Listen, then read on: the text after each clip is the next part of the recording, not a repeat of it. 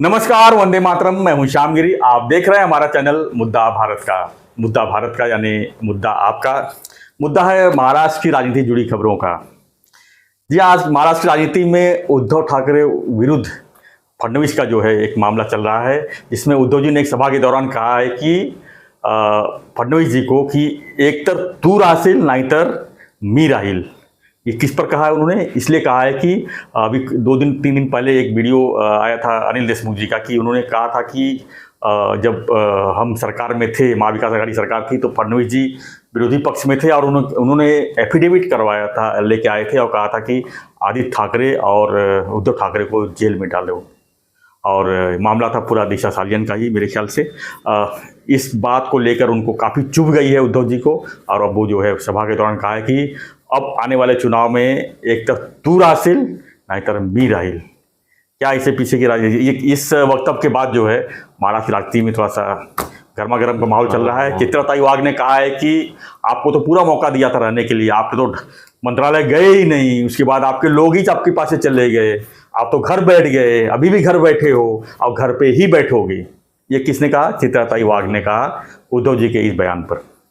Sir, मैं आपसे पूछना चाहता हूं कि उद्धव जी का जो ये बयान है, जो इस सभा के दौरान कहा है कि एक तर तू राहशील नाहीतर मी राहील, क्या कहेंगे आप इस पर? सर, कैसे है ना कि ये कौवे ने गरुड़ को आह्वान देने जैसा है। क्या बात? इसकी पार्टी इतनी सी महाराष्ट्र तक सीमित, उसमें भी 90% लोग उससे चले गए। वो भी शेष था तो अवशेष था, अभी नामशेष की ओर जा रहा है। वो आदमी फडणवीस जो है, वो फडणवीस अकेले नहीं है जी। फडणवीस का मतलब मोदी भी होता है, फडणवीस का मतलब शाह भी होता है, फडणवीस का मतलब भाजपा भी होता है, फडणवीस का मतलब राष्ट्रीय भाजपा भी होता है, महाराष्ट्र भाजपा भी होता है, आरएसएस भी होता है। आरएसएस भी होता है जी। तो इतनी सब ताकत जिसके पास है वो गरुड़ कहलाएगा और ये कौवा ही कहलाएगा। तो कौवे ने उसको आह्वान देना है, यही गलत है। एक तो तू राहशील मी राहशील, अरे तुमको समझना चाहिए कि वही रहेगा, तुम कैसे रहोगे? तुम्हारे पास ऐसा क्या है? जी। तो लोकसभा में कैसे है ना कि अलग मुद्दे पर मतदान हुआ है। एक तो मुस्लिम 100% खिलाफ गए, फिर वो दलित जो थे उनको ऐसा लगा कि 4 से अगर पार हो गए तो संविधान बदल जाएगा। और संविधान उनके लिए, संविधान का पुस्तक उनको मालूम है नहीं है, मगर वो डॉक्टर बाबा साहब अम्बेडकर ने किया हुआ संविधान है। तो उनकी भावना का वो एक, जैसे तुम्हारे लिए राम है जी, तुम्हारे लिए कृष्ण है, वैसे दलित समाज के लिए डॉक्टर बाबा साहब अम्बेडकर है, दैवत है, देव है, भगवान है। बिल्कुल है सर। तो जैसे हम रामकृष्ण की कोई अवहेलना सहन नहीं करते, इसी तरह से उनको भी सहन नहीं हुआ कि बाबा साहब की घटना को हाथ लगाएंगे तो उनको नीचे गिराओ करके हुआ है। इसका मतलब ये नहीं होता है कि अभी इलेक्शन हो जाएंगे ना सब जगह। जी, 2024 नहीं, बाई इलेक्शन भी है, वो तो बात की बात है। अभी 10 बाई इलेक्शन है, उसमें आप देखेंगे कि बीजेपी को अच्छे खासे वोट्स मिलेंगे, अच्छे खासे सीटें आएंगी उनकी। वो गुस्सा था सो निकल गया। अभी गुस्सा इनके ऊपर है, क्योंकि अभी ये नैरेटिव जो पेश कर रहे थे कि भाई गद्दार एकनाथ शिंदे है जी। तो अभी एक ऐसा माहौल बन गया है कि अभी लोगों के समझ में आ रहा है कि गद्दार एकनाथ शिंदे नहीं है, गद्दार उद्धव ठाकरे, जो भाजपा के वोट्स पे चुन पे आया, मोदी के वोट्स पे चुन के आया और उन्हीं से गद्दारी की। बिल्कुल। और गद्दारी से गद्दारी करना उद्धारी है, ऐसा मैं समझता हूँ। गद्दार को सही सजा देना मतलब गद्दार से गद्दारी करना। तो एकनाथ शिंदे ने जो किया वो सही है, और ये गद्दारी की बात करने का इसको नैतिक अधिकार ही नहीं है, जिसने पूरे पार्टी को डुबो दिया आपने। सर, इसका ये इतना बड़ा अपयश है जो खुद के लोगों को नहीं संभल पाता है, और आज भी संभल नहीं पाता है। 25 साल की बात कर रहा था वो हमारा संजय कि अभी अगले 25 साल शिवसेना और यही रहेगी, महाविकास आघाड़ी। 25 महीने भी नहीं रही तुम्हारी। और जाने वालों को क्या कहा उन्होंने? कचरा साफ हो गए। हाँ, अरे कचरे के ढेर में आप रहते हो। वो खुद की बदनामी सब ही करते हैं। शरद पवार भी बोलते हैं अच्छा झाला, बाला साहब भी बोलते थे गेले ते कावड़े राहिले ते मावड़े, वो स्टाइल होता है। मगर उद्धव का अधिकार ही नहीं है। और फडणवीस की तुलना उद्धव से इस तरह से मी राहील तू राहील में करना बहुत गलत है। फडणवीस के पीछे इंफ्रास्ट्रक्चर है कितना बड़ा है, ये अकेला है सर। तू राशील मी राशील मध्ये कैसा है कि मैं अकेला ही रहूंगा, ऐसा ही है। जी जी क्योंकि उसके पीछे कोई ऐसी ताकत नहीं है। शरद पवार तो कभी भी हाथ खींच लेंगे इनसे। शरद पवार का ओरिजिनल उद्देश्य तो ये था, मुझे मालूम है, तब तुम्हारे जितेंद्र वितेंद्र सब उनके साथ थे ना जी। अभी बाहर हो गए इनके पास, मतलब जितेंद्र है उनके पास मगर ये बाकी के बाहर हो गए। तो वो बोलते कि शिवसेना को खत्म करना और प्रादेशिक पक्ष जो है महाराष्ट्र का वो राष्ट्रवादी बनाना, यही शरद पवार ये का उनका मतलब है, मकसद मकसद था। था और दिख रहा था वो। जी आज भी दिख रहा है सर कैसे है ना कि ये शरद पवार के पांव चाटते हैं उद्धव ठाकरे, मगर ये बात आपको जान लेनी चाहिए कि 2014 में जब बीजेपी को बहुमत नहीं मिला था तो यही शरद पवार थे जिन्होंने उनको सपोर्ट करके उनकी सरकार बचाई, और वो बचाई इसलिए कि शिवसेना की नाक कट जाए। हाँ शिवसेना को अगर सत्ता चाहिए तो नाक रगड़ के उनके सामने गुलाम बन के रहना पड़ेगा, और गुलाम बन गए वो। बाद में विरोधी पक्ष नेता थे एकनाथ शिंदे और ये सब खिलाफ थे, वो उनके पार्टी में जाए। तो इससे बड़ा नैतिक अधपतन क्या हो सकता है कि जिनके खिलाफ आपने अविश्वास का प्रस्ताव रखा, 1 महीने के अंदर आप उनका विश्वास का प्रस्ताव रख रहे हैं उनका, तो इससे ज्यादा गद्दारी क्या हो सकती है। तो शरद पवार ने उस समय ही शिवसेना को दिखा दिया कि मैंने एक ही धक्के में तेरे को तेरी औकात दिखाई ना। ये समझने वाली बात है ना सर, उनको भी सर समझना लोगों को समझना चाहिए, लोगों को समझना चाहिए, लोगों को समझना चाहिए कि उद्धव ठाकरे का सबसे बड़ा दुश्मन शरद पवार जी है, सबसे बड़ा फडणवीस है ही नहीं जी। फडणवीस बोलते तू क्या, तेरे से क्या वास्ता लेना, तेरे से क्या ये करना है। बराबरी का मल्ल हो तो झुंड करने में मजा आता है, झगड़ने में मजा आता है। सामने अमिताभ बच्चन है, सामने मुकरी को खड़ा कर देंगे आप नहीं चलता है। और मुकरी बोलेगा क्या क्या तो तू रासे लाए तर मीरा। हाँ वो वैसा ही बात है, ये मुकरी है, मुकर जाता है ना सब बातों से, अपनी बातों से मुकर जाता है, तो ये इसका नाम मुकरी रखो। अच्छा है सर, ये मैटर ऐसा है कि अनिल देशमुख ने कहा कि उद्धव ठाकरे और आदित्य ठाकरे को जेल में डालने के लिए फडणवीस जी ने एफिडेविट लेके आए थे मेरे पास, और मामला तो सीधा सीधा समझ में आ रहा है कि दिशा सालियान और सुशांत सिंह राजपूत का ही लग रहा है ये, और उसी मैटर में ही ये सब चीजें चल रही थी। प्रकार से किया है वो एफिडेविट का कॉपी उनको देना चाहिए था। हाँ, वो नहीं दिया अगर इतने अभी देशमुख जी क्या कह रहे हैं कि वक्त आएगा तो मैं मुंह खोलूंगा तो उद्धव की तरफ छुपने लायक नहीं रहेंगे। अब वो कब वक्त आएगा ये समझ नहीं आ रहा है सर। नहीं वक्त की बात तो वो उस समय तो मैं बचा लिया उद्धव जी को, आदित्य जी को, लेकिन वक्त आएगा तो हम इनको छोड़ूंगा नहीं, ये भी कहा है उन्होंने। नहीं उद्धव को नहीं, इनको फडणवीस और इनको बोले हो नहीं, वो भी बोला है, इनके बारे में बोला है, इसका मतलब उनको तुमको जानकारी है सब और बता नहीं रहे हो, ये भी तो है सर। हो सकता है आज पूरा देश जो है जानना चाहता है कि दिशा सालियान के साथ क्या हुआ है, सुशांत सिंह राजपूत के साथ क्या हुआ है, कोई नहीं देख पा रहा है। आज 2 साल हो गया सर, 2 साल के ऊपर हो गया, शिंदे साहब की सरकार है, सीबीआई है, सबके रिपोर्ट आ गए हैं। नहीं, रिपोर्ट ही नहीं आया अभी तक, खाली जांच बैठाया गया है। रिपोर्ट आए हैं मगर वो डिस्क्लोज नहीं कर रहे हैं। करना चाहिए ना सर, कब करेंगे? क्यों नहीं कर रहे हैं? मगर सत्तांतर होने का देख रहे हैं सर, नहीं, सत्तांतर नहीं, हुआ नहीं, तो नहीं। फडणवीस जी को प्रॉब्लम में डाल देंगे ये लोग, नहीं कुछ ना कुछ विषय लेके। वो तो होगा, पर अभी क्यों नहीं डिस्क्लोज कर रहे हैं सीबीआई का रिपोर्ट? क्यों नहीं कर रहे सर वो उद्धव और आदित्य के साथ में है, रिपोर्ट उनके पक्ष में है, पक्ष में है कि वो निर्दोष है करके। हाँ करके नहीं दी, नहीं तो कभी का डिस्क्लोज किए होते वो। सीबीआई का रिपोर्ट जो है, इसलिए तो मैटर क्लोज सीबीआई ने तो मैटर ही पूरा घुमा दिया था, ड्रग्स में लग गया था पूरा मैटर।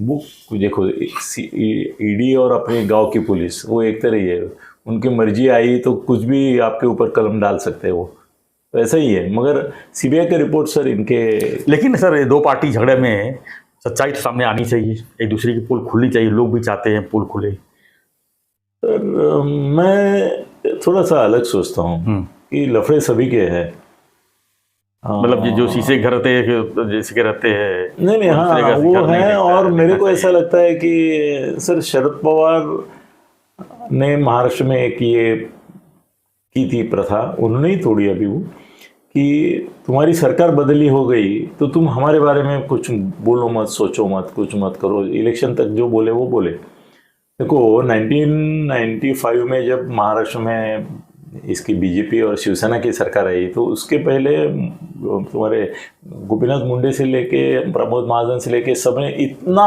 शरद पवार के बारे में, दाऊद ये वो सब कुछ बोला था, यही सूत्रधार थे इसके बॉम्ब ब्लास्ट के, यहाँ तक बोला था।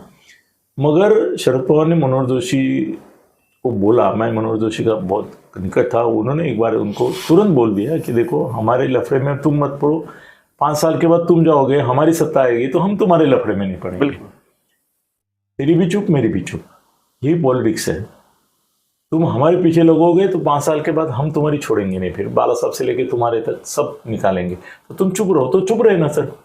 कहाँ बाद में गोपीनाथ मुंडे ने शरद पवार के ऊपर सत्ता में आने के बाद, वो तो ट्रक भर कुछ देने वाले थे, ट्रक छोड़ो, ट्रक की डिक्की में, ट्रक के बाहर टायर में भी नहीं उन्होंने ये किया कुछ।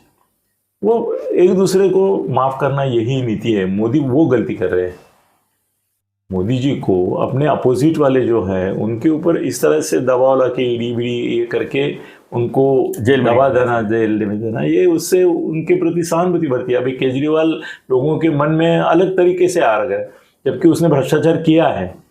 मुझे ऐसा लगता है कि बीजेपी की भी मंत्री वहाँ और यहाँ करते ही है ना, भ्रष्टाचार नहीं करते ऐसा थोड़ा है सर। मेरे दूध का दूल्हा तो मैं नहीं मानता, किसी को भी नहीं मानता। सर मेरे एक मित्र अभी सत्ता पलट के बाद है कि नहीं मालूम नहीं मुझे, एक महामंडल दिल्ली का कोई है, वो गोडाउन का कुछ फूड गोडाउन्स का वगैरह कुछ उनका सुपरविजन करता है।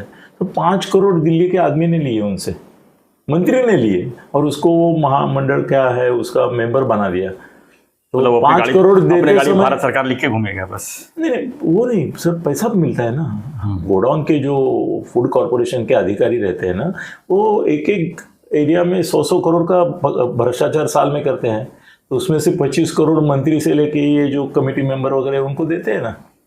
तो इनको भी 5 करोड़ दिया सर, तो उसने 25 करोड़ तो कमाया होगा 5 साल में। बिना 25 करोड़ कमाए 5 करोड़ देगा। हाँ, तो मगर वो ये है कि भाई तुम हमारी बात मत करो, हम तुम्हारी बात नहीं करते। ये शरद पवार ने इसका पालन किया था। तो इतनी सरकारें बदली, ऐसा कभी हुआ नहीं।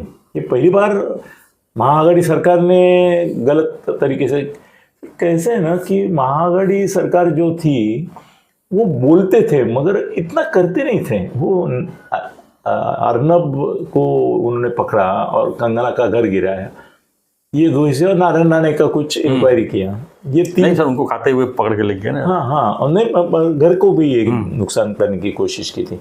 ये 3 छोड़ेंगे आप, तो उन्होंने ऐसा रिवेंजफुल ज़्यादा एक्ट किया ऐसा लगता नहीं है मुझे। उल्टा ऐसा है कि फडणवीस का राज नहीं होते हुए भी महाराष्ट्र में दिल्ली वालों ने ईडी, सीबीआई और इसका उपयोग करके कम से कम 35 लीडर्स को वहाँ से यहाँ लाया। ये तो होना ही था सर।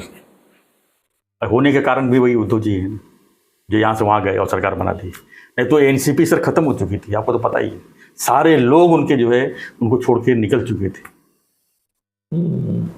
एनसीपी वेंटिलेटर पे था, उसको उद्धव जी ने जिंदा कर दिया। कांग्रेस को भी जिंदा कर, कांग्रेस को जिंदा कर दिया। महाराष्ट्र में कांग्रेस की 1 सीट थी, आज कितनी सीट है? 11 सीट है। मगर सर कभी कभी एक सवाल मेरे मन में आता है, संजय राउत का मैं कितना क्लोज हूँ आप जानते हैं। संजय बोला कि ऐसा फोन रख के उसकी ओर ऐसे टकटकी लगाए बैठते थे उद्धव ठाकरे, या मोबाइल समझो, मोबाइल है, कि अभी तो अमित शाह का फोन आएगा और बोलेंगे कि चलो जो हुआ सो हुआ, सरकार बना 2.5 साल आप मुख्यमंत्री रहो, बाद में फडणवीस हो जाएंगे, करते हैं सरकार। सर 8 दिन वो चुप रहे, कुछ बोले ही नहीं, अपना पत्ते खोले ही नहीं। एक तरफ से उन्होंने शरद पवार से पैचअप कर लिया था, मगर वो कंडीशनल था, टर्म्स एंड कंडीशन, कि उनका अगर फोन आए तो my preference is to BJP. लेकिन सर फडणवीस जी तो बार बार बोलते हैं हमने इतने फोन किए, उद्धव जी ने फोन ही नहीं उठाया। सर इनके फडणवीस के फोन क्यों उठाएंगे? फडणवीस के हाथ में कुछ नहीं था, दिल्ली से फोन आना चाहिए ना। वो अमित शाह की फोन की राह गलती थी, वहाँ पर गलती थी। फडणवीस कुछ भी बोले तो क्या फायदा है। और मैं सही बताऊं सर, महाराष्ट्र के भला के लिए, महाराष्ट्र को और अपग्रेड करने के लिए बीजेपी और शिवसेना का गवर्नमेंट चाहिए था सर। दोनों का मतलब उद्धव का और फडणवीस का साथ। ओके बिल्कुल। उद्धव का सरकार होता तो शिंदे साहब भी रहते ही थे उसमें। हाँ, इतना डिस्टर्बेंस नहीं आता था सर महाराष्ट्र की राजनीति में। आज महाराष्ट्र की राजनीति आप देखा जाए तो पूरे देश में जो है अलग ही हो गया है सर, रंग ही चेंज हो गया, देश अलग, हम अलग, और आने वाले दिन में और भी अलग दिखेगा सर। ये जो खिचड़ी सरकार जो बनेगी ये अभी बहुत तो ऐसा खतरनाक है कि 288 सीटें वो बच्चों को खड़ा कर रहा है, बस 288 सीटें मन से खड़ी कर रही है, 288 सीटें तुम्हारा मनोज जरांगे कर रहा है, प्रकाश अम्बेडकर। 288 सीटें प्रकाश अम्बेडकर कर रहा है, MIM 288 सीटें MIM इतनी नहीं मगर 25-50 तो करेगी। जी। फिर वो तुम्हारा OBC संगठन है वो भी बोल रहे सर एक एक मतदार संघ में ऐसे ग्रुप के इतने लोग होने वाले हैं कि क्या निकाल आएगा आप बता नहीं सकते। कौन किसको काटेगा पता नहीं। हाँ, और हो सकता है ऐसा कि किसी को भी बहुमत नहीं और किसी की सहमति भी नहीं एक दूसरे के साथ। वही तो बोल रहा हूँ, ऐसी खिचड़ी तो सरकार राष्ट्रपति राजवट फिर से या तो ऐसा राष्ट्रपति हुआ राजवट या तो रंग बिरंगी सरकार। रंग बिरंगी सरकार तो अभी भी है, और ये और विचित्र रंग रहेगा। अभी सर क्या है ना, एक को मैंने बोला कि भाई ऐसा इतने लोग खड़ा हो जाएंगे इतने, तो क्या किसको बहुमत छोड़ो 25-25 के टुकड़े हो जाएंगे। तो बोला दिल्ली में वाजपेयी ने 36 पार्टीज की एनडीए थी, तो उस समय तुमको ये ख्याल नहीं आया अगर 36 पार्टियों की एनडीए पूरे देश का राज चला सकती है तो समझो यहाँ पे 6 पार्टियों की सरकार हो गई, अभी 3 तो है ही, 3 तो है ही, तो 6 हो गई, तो तुमको इतना बुरा क्यों लग रहा है? होने दो ना, 6 पार्टियों की सरकार, 6 उप मुख्यमंत्री, क्या है उसमें? 3 तो हुए सर, बीजेपी का अकेले का राज्य होते हुए भी उन्होंने 3 उप मुख्यमंत्री 2 उप मुख्यमंत्री किए हैं, 3 किए। यूपी में अभी भी है, महाराष्ट्र में तो है ही 2। हाँ 2-3 तो होते हैं। तो सर ठीक है, ये तू राशिल मी राशिल में 2 राशिल नहीं होना, कुछ हासिल नहीं होगा उसको, तो वो भी अकेला पड़ेगा धीरे धीरे, ऐसा लगता है मुझे। ठीक है सर। तो फ्रेंड्स आपकी क्या प्रतिक्रिया है इस पर? एक तरफ तू राशिल नहीं तरफ मी राशिल। फडणवीस के सामने टक्कर नहीं है, और कौवा और तुम्हारा गरुड़ इनकी लड़त है, ये ईगल। तो आपकी प्रतिक्रिया दीजिए और बने रहिए हमारे साथ, देखते रहिए हमारा चैनल मुद्दा भारत का। चैनल को लाइक शेयर और सब्सक्राइब जरूर कीजिए। सब्सक्राइब के लिए मैं इसलिए रिक्वेस्ट करता हूं कि अभी विधानसभा चुनाव के बजाय बहुत सारे अंदर की खबरें रहेंगी जो मैं आप तक इनसाइड स्टोरीज जिसको कहते हैं आप तक लाने की पूरी कोशिश करूंगा। और आपके पहचान में जितने लोग हैं ना, अभी 80,000 हमारे हैं, 80,000 लोग और 80,000 लोगों को बोलते हैं मल्टीप्लाई करेंगे तुम ये करो, तो एक दिन में 1,60,000 हो जाएंगे। इतना आसान है, एक आदमी को खाली फोन करना नहीं सर, बहुत से लोगों को सब्सक्राइब क्या होता है पता ही नहीं होता है। सब्सक्राइब करना मतलब कि एक तो यूट्यूब ने इसको ईजी नहीं बनाया है। जब आप वीडियो देखते हो तो उसमें आना चाहिए आपको क्या चैनल सब्सक्राइब करना है, ऐसा पूछना चाहिए उसको, क्लिक कर दिया तो सब्सक्राइब हो गया है, ऐसा नहीं है सर। तो बहुत से लोग पता नहीं है, तो पता नहीं है तो क्या करना चाहिए, जो हमारा जो लिंक है उसमें जो लोगो आता है या वीडियो आता है उस पर क्लिक करोगे तो उस तब लिख के आता है कि सब्सक्राइब करना है या क्या करना है, तो आप उस पर क्लिक कर देंगे तो सब्सक्राइब हो गया चैनल, आपको सब वीडियो जो है इमीडिएटली आप तक पहुँच जाएगा। धन्यवाद। जय हिंद, जय महाराष्ट्र, जय श्री राम।